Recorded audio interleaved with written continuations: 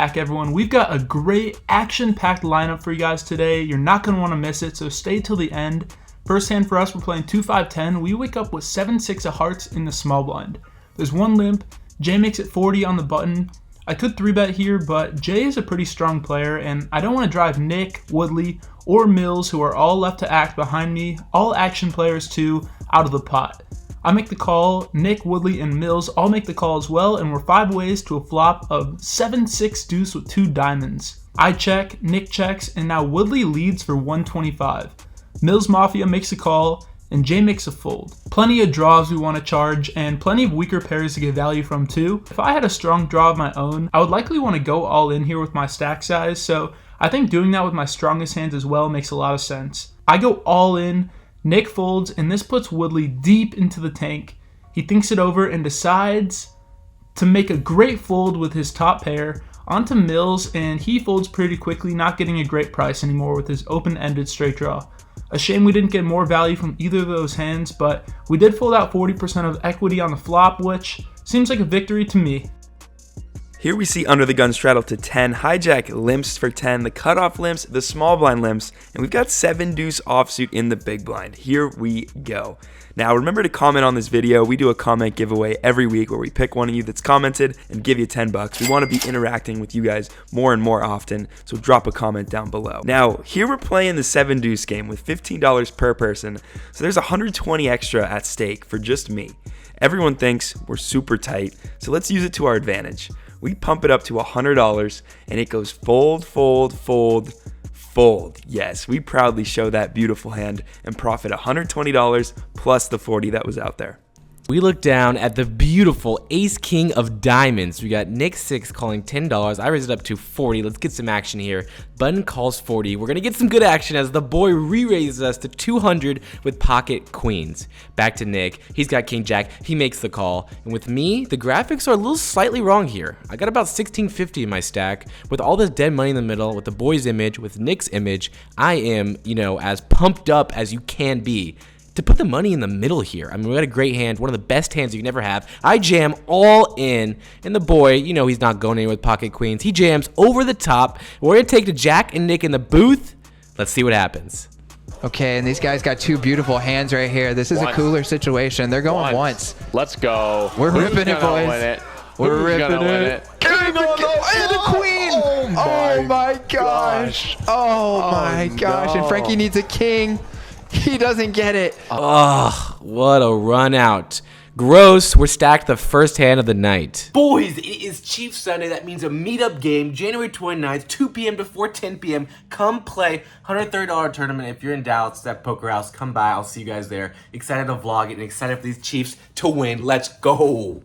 We have ace jack of spades in the low jack. What a pretty hand. I make it $30 to go over the straddle. Mills in the hijack makes the call with the good looking pocket nines, and then Benji in the small blind wakes up with ace queen offsuit, bumps it up to $150. When it's back on me, I got a really good hand. I'm in position. I'm deep stack. It's suited.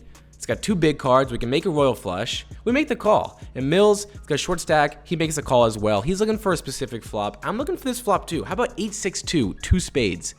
Benji checks to me. I'm really happy to see that. I put out a bet of $175 trying to get ace queen to fold, ace king to fold. Mills jams it for a little bit more behind me, making Benji fold, and we quickly make the call. As we can see, we got about 50% equity here, even against the overpair. So we're really happy to see the turn, the jack of diamonds, giving us top pair, river, 4 of clubs, and we, unfortunately for Mills, scoop in a pretty big pot, inching our way back after getting stacked the first hand. This hand we've got king 3 of diamonds. Let's keep the train rolling after Frankie made a nice comeback in that last pot.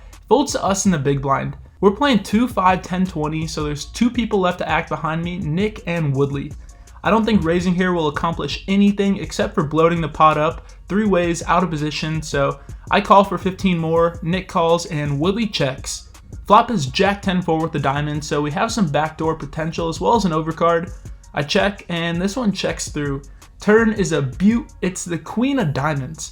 I take initiative and bet out $30 here and get immediately raised by Nick 6 to 125. Woodley and him both turn top pair, but again, Woodley makes a great fold. Back on to us with a strong draw against an action player. I call for 95 more. River is a bink jack of diamonds, and now I have the option to either lead and target a queen, or to check and go for a check raise against weaker flushes, trips, or even a straight. A check also gives Nick some rope to bluff in case he happened to be full of it on the turn, so I think that option's probably the best. I check and he snap checks it back with a queen. We show and scoop in this pot, certainly missing out on a couple $100 of the value if we were to have just led that river. The under the gun straddle is on for 10, and we've got pocket 7s and under the gun +2. We limp, and Nick opens it up to 70 in the small blind. We make the call, heads up to a flop, and it comes king 4-4 rainbow. Now he checks, and I actually, unfortunately, think that this is a pretty good board for us. There's only one card higher than our 7s. So I bet $75 for what I think is value and protection, and he just calls. Off to a turn with 300 in the middle, and it's the 10 of spades. And he just rips it all in for $1,300 into 300, over 4x pot. We have a confused yet comfy fold, and he is nice enough to show the absolute monster. Nice hand, man. We're in the cutoff this time with ace-3 of hearts. Hijack Woodley calls 10. I isolate raise to $45, and it gets back to Woodley, who is a player I've probably had the most history with out of any other player besides Jello and Rosie. Woodley and I just go so far back, so many pots. We're going off to another one, which comes 8, 6, 9, 2 hearts. It's going to be one of those legendary hands between Woodley and me. He flops a straight. We flop the nut flush. When he checks to me, this is actually a board I'm going to be checking a lot because it smashes his calling range. As you can see, it's a straight. 7-5 offsuit is in his calling range. So we check, and the turn is the 5 of hearts. Such a good card for me, such a bad card for Woodley. He leads out for $50 with his straight. I'm happy to bump it up right now. I make it $200 to go. Woodley's a very sticky player, and he's not really going to get sticky here. He's actually going to get aggressive and re-raise to $450. This is a juicy spot when you have the nuts and someone has bet, you've raised them, and they're re-raising you. Obviously, that means a ton of strength. I'm putting him on a straight, honestly. I think that I can just go all in here and get him to call. I do jam it all in for $500 more. And Nick and Jack in the booth, you know, they weren't a really big fan of this. They wanted me to just call, but I didn't want that last heart to peel off. So it's kind of a give or take whether I should just jam now on the turn. Obviously, I'm 4-betting the turn. It looks super strong. Woodley, you know, pretty angrily and upset, says it's the worst river card in the world. He's about to fold his cards, but he sticks it in. He makes the call. So now it's a well over $1,000 pot. River, ace of diamonds. It doesn't matter. He's dead. We scoop in a big pot. Let's freaking go. We've got King Jack offsuit this hand and run into disaster. We're playing 2-5-10. I opened to $30 in earlier position. Woodley, the boy, and Benji in the straddle all make the call, and we head to a flop 4 ways, which comes King 10-3 rainbow. Although we've got top pair, this board is pretty dry. I think it's a good idea to occasionally mix in some checks with strong hands as well to be a bit more unpredictable. So when it checks to me, I check, and so does Woodley. Turn is a jack, which is a lovely card to see. Benji takes a betting lead, however, and bets $85. I'm sitting here thinking I for sure have the best hand, and I think a raise is a move here to charge flush draws, straight draws, weaker 2 pairs. You get the point. There is a lot we beat. I make it $240, Benji ponders, and then makes a call. River brings the brick 5 of diamonds, and Benji checks. Now is the interesting decision point of the hand, and I think we have 3 main options here. We can bet a chunky sizing and target weaker 2 pairs and a non-believing king. We can bet small and try to induce a bluff, or we can check back and avoid losing more money if Benji happened to have us beat with a straight or a set. After thinking through my options, I go with the first option and bet out $300. This bet submerges Benji deep into the tank. Each minute he thinks, the more and more I'm rooting for a call, thinking we have him crushed. As y'all can see, we don't. He looks at me and asks, is pocket 10s any good here? And immediately my heart sinks to my gut. I'm praying for him to make a nitty fold. After a bit more tanking, Benji flicks in the call. I give him a frustrated head shake.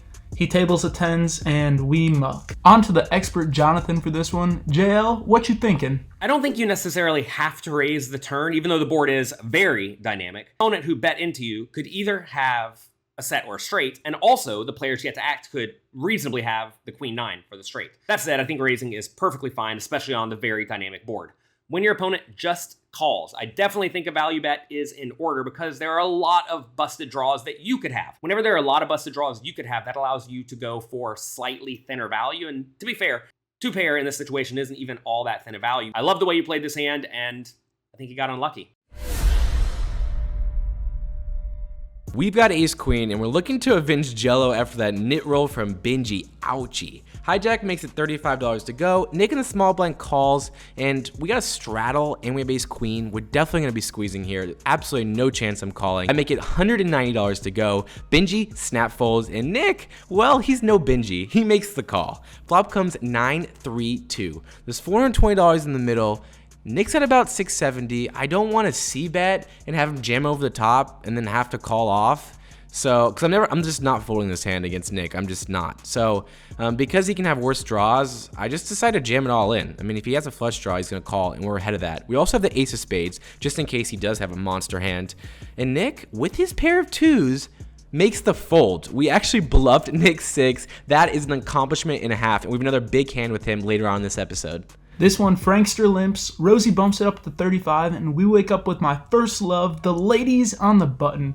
I kick it up to 140, Nick calls in the small blind. And Woodley cold 4 bets in the big blind to $400 with pocket tens. It is just always jacks, isn't it? I mean, come on, we go into the tank. We're 700 effective with Jack, we're 1100 effective with Woodley. Calling's out of the question, because if we call Jack jams, we're going to want to throw up more than we already do right now. It's actually a pretty interesting spot because the pot is ballooned to $720 and we only have $35 invested. We're not committed at all. So if the spot is raising red flags, we can feel better about passing. All day and you get jacks and then Oh, wow. What a sicko. fold. What a fold. I contemplate just calling when it's back onto me to rope Nick in as well, and I think I would do this with aces or kings, but pocket queens needs a bit more protection, so I 5-bet jam all in for $700 total. Nick folds, Woodley calls, and we're off to a run out. Oh, and Nick 6 just lets it go. I thought he was going to be in there with 8-9 suited. So this is heads up, all in. Jello needs something good to happen. Let's go. Let's hold. Bang, bang. Boom, boom. Bang, bang. Bang bang, boom boom, we double up. We've got pocket nines, and this hand is officially insane. You could check it into a mental asylum. That's how crazy this hand is. We open pocket nines to $20. Hijack calls, button calls, big blind calls. Playing the stand-up game, you see some loose hands in there. Flop comes 9-7-6, 2 spades. What a juicy board. We flop top set. It's not the nuts. It's a board that I normally would check on a lot because a lot of players here can have straights. Everyone's going to be calling with 8-10 suited, and people could potentially be calling with 8-10 offsuit. So there is a lot of hands we should be wary of. I check to Jay on the button, puts out a bet of $40. Nick makes the call with his gut shot, and when it's on me, I think I make a mistake here. I just call. That needs to be raised. It just needs to be, but I just in the moment thought that I would have no bluffs in this spot, but I could have bluffs. I could have spade bluffs. So Frankie, just raise when you have a good hand. Anyway, the boy makes a good fold with 9-5 of diamonds, so we're going through ways to a turn card, which is the king of clubs. Nick checks to me, and on this card, on this specific card, I love it. I decide to lead out for 210. I decide to pot it here. I'm trying to rep like ace king. I'm trying to rep like, I guess, I don't know exactly what I'm doing here because I should just check raise the flop, make this hand so much easier. But I think because we played it so weird, we ended up getting some action. Jay re-raises to $675. Nick 6 quickly folds, and if you guys didn't notice, I started this hand $4,000 effective. We started down $1,500, now we're up $2,500. Minus the 1,500, so we're doing about plus 1,000. This spot is massive. I don't want to call the $600 and then have to fold on any spade card. I don't want to have to fold on a straight completing card. So although it's really, really big, like super big that it made me tank for 2 full minutes here, I do decide to jam all in for $3,000 more. Jay quickly folds because he's not getting the odds, and I think this is just a super interesting hand, so please comment down below what would you done on the turn, that deep stack. Here Daryl limps under the gun, and we've got 10-9 of hearts in +1. We overlimp, and the boy opens it up to 30 in +2. Nick calls on the button, Daryl calls under the gun, and we get to call and close the action, another benefit to limping pre-flop. Off to a flop which comes 2-10-5, 2 clubs, no heart. Daryl checks, we check to the aggressor, and the boy makes it 50. Folds to me and only I call. off to a turn, which is the queen of spades, second spade on the board. I check, and the boy overpots it for $250. Now this is a strong line, an early position open, a c-bet 4 ways, and an overpot bet on the turn. There are a good amount of draws, but this just doesn't feel right. Queen here. Yeah. Juicy. And Rosie just snap folds, Yeah, dude. Man. such a good fold here. We've got king 10 of diamonds this hand. Hopefully we can make an amazing play like Rosie just did. This hand though, we're playing 2, 5, 10, 20, 40. Jay in the hijack opens up the action to $100, and we're in the cutoff next to act. Definitely have a hand I want to see a flop with, and although the blinds are high, I can't let that scare me off making the right play. I 3-bet this one to $250. Nick wastes no time calling right behind me. He certainly has not made this session easy being on my left. Folds around to Jay, who laughs and makes a fold. I guess he was getting out of line. Heads up already in a $700 pot to a flop of 9-9 deuce with 2 diamonds. A lovely flop, and certainly one I'll keep betting on. I bet 175, and Nick releases right away. Always nice to scoop this one in without having to face much pressure. Stand-up game is in action, and Nick opens it up in under the gun +2 to 25. Daryl in the cutoff calls, and we've got ace-queen offsuit on the button, and we are pumping it up versus the 2 loosest players at the table. We go big, $200. But as you can probably guess, 200 is not big enough. Nick makes the call, and everyone else folds. Off to a flop heads up, which comes ace king 6 rainbow. Let's go. Nick checks. We c-bet $125. And Nick won't be going anywhere. He does not believe me on a board that favors our range, favors the hand we actually have, but he's sticking around. He makes the call, and we're off to a turn. Oh my goodness. Are you kidding me? This guy is a magician. He just open ships it. These Yep, and Nick lead overbet jams $850. This sucks. I mean, this card really shouldn't change anything. So unless he didn't re-raise ace king, kings, or aces pre-flop, we only lose to ace 6 and ace 8. So we find the call and we get it in with a 0% chance to win in a $2,400 pot. Hi, Mom. Nice hand again, Nick. You are the man.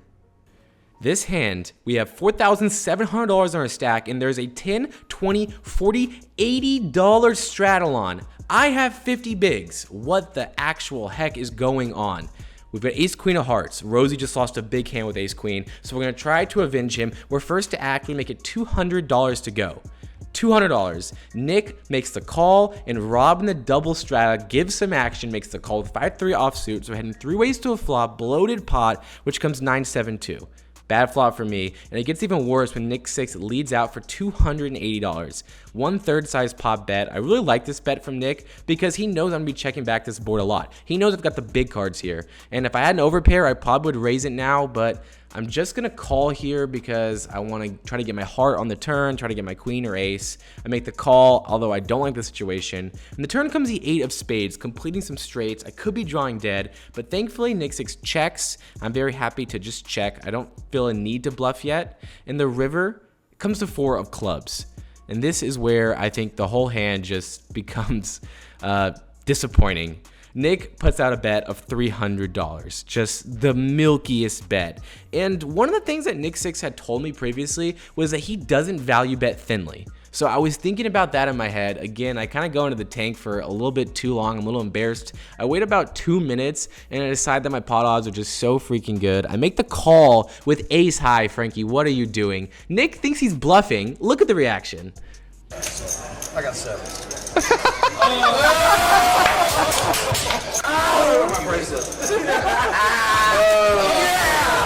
Man, I love you, Nick 6. Rest in peace, man. You are the best.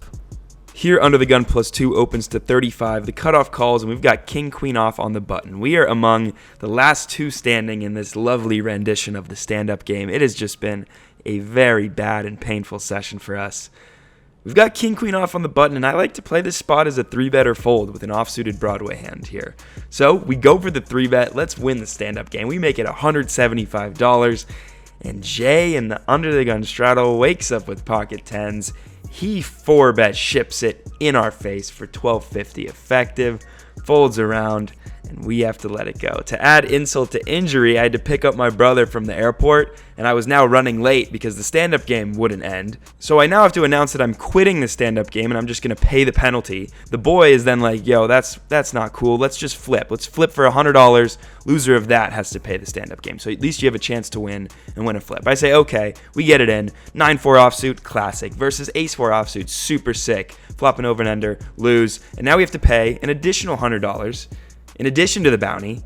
And I'm still late to pick up my brother. Sorry, Ryan. Into the game for that second bull at $3,000, out for $3,650. Not a bad little comeback there. In for $3,000, out for $2,100. Lost a little over $2,000. I'm not gonna lie, I'm pretty upset. It's not about the money. I hate losing, and it's just been a tough week, bad week for me. So I was looking forward to this Sunday night poker game, and so it didn't go my way. Just kind of capped off a not so fun 7 days stretch for me. But it's all good. Thank you guys for watching.